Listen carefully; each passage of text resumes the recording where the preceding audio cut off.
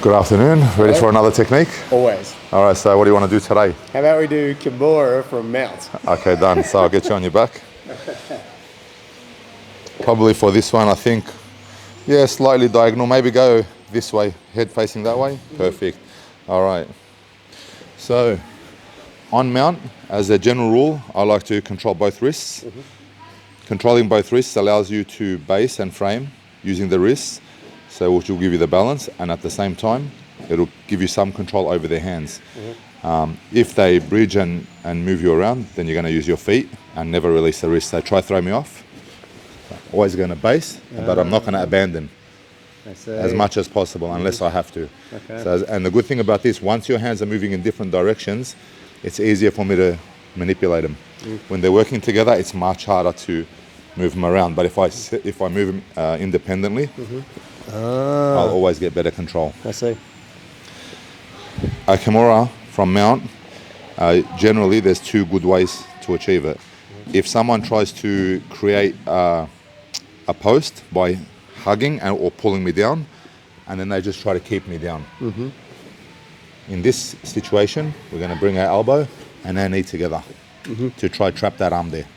If we can keep that arm trapped, we walk our foot across, and then we keep this arm here. So try get it out.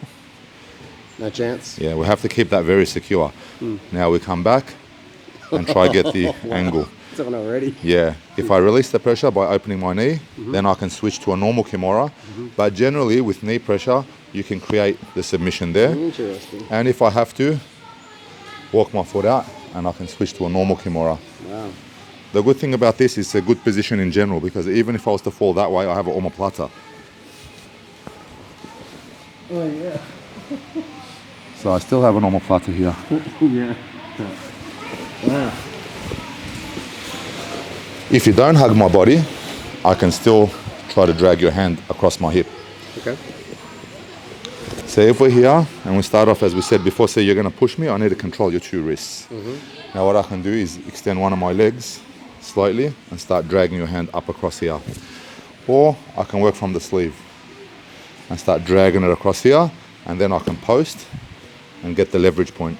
See. The leverage point across the thigh is going to immediately give me access to bend your elbow. So try get your arm back. No, it's not coming back. So now we finish the same way, except that you didn't hug my body. I keep dragging it across. That can come from anywhere. So if you start pushing me, I start dragging it across my hip. Now I want to get up on that foot, come across, try get that 90-degree angle. Nice. Now in most cases, you can just pull the elbow. And this is a shoulder lock, for those that don't know. Do you want to give it a go? I'd love to. How's the Kimura Big G? Alright. This will never happen in real life, people.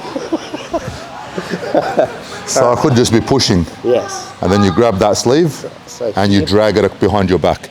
Exactly. And now, look at the control you have.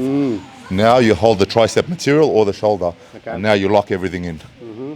Now you get that leverage. Yeah. And I can...